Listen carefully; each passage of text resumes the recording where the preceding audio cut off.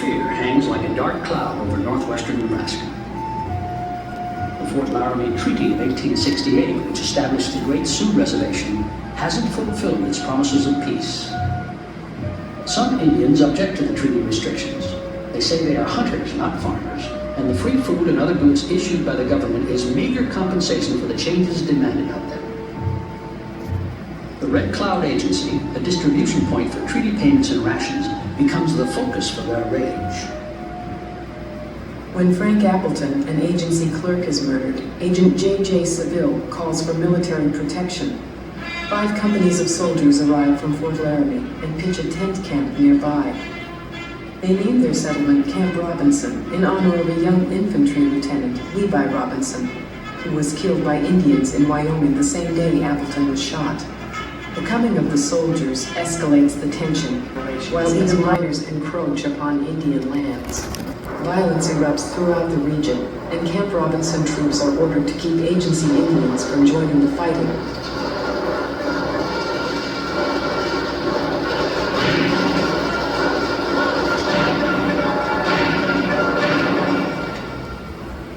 In the spring of 1877, after fierce battles and a brutal winter, the Great Sioux War is almost over.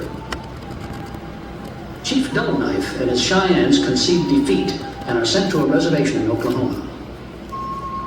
Crazy Horse surrenders, and his band settles near the Red Cloud Agency. But the former warriors soon grow bored with agency life, and rumors fly of an impending return to the warpath. General Crook orders the arrest of Crazy Horse, the suspected ringleader. When he tries to resist outside Camp Robinson's guardhouse, the chief falls victim to a private's bayonet. With Crazy Horse gone, the defeated Sioux are resettled under their Pine Ridge Reservation in South Dakota. But the drama isn't over. Chief Dullknife's Northern Cheyenne, unsuited to the climate and terrain of Oklahoma, escape and flee homeward across Kansas and Nebraska. They are involved in several skirmishes along the way, resulting in the deaths of nearly 40 white settlers. A cavalry troop from Camp Robinson captures the weary Cheyenne and imprisons them in log barracks. When Dullknife declares that his people would rather die than return to Oklahoma, food and firewood are withheld to force submission. After 5 days of hunger and bitter cold, Cheyenne warriors reassemble guns they have hidden among their possessions and burst through the barracks windows. The men keep the soldiers occupied while the women and children bolt for the western bluffs. When the Cheyenne outbreak finally ends 12 days later, 64 Indians and 11 soldiers are dead. From 1885 to 1916, Fort Robinson, upgraded from camp status during the Indian Wars, is expanded. The fort, profiting from its location along a railroad line, is viewed by U.S. military officials as the natural replacement for Fort Laramie, which is being closed. Among the most notable regiments stationed at Fort Robinson during these years are the 9th and 10th Cavalry, 2 all-black units. Though the Emancipation Proclamation had signaled the entry of black soldiers into military service, the Army was segregated until after World War II.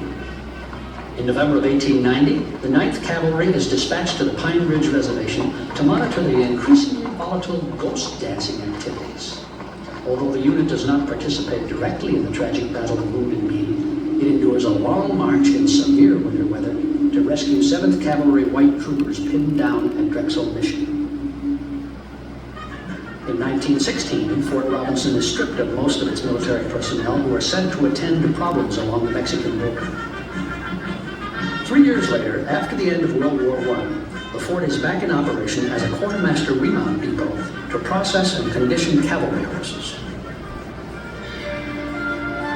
By the 1930s, Fort Robinson has become one of the world's largest remount stations. Cowboys join up to be soldiers, and soldiers transform into cowboys, while polo matches, fox hunts, tennis courts, and a swimming pool gave the fort the nickname the Country Club of the Army.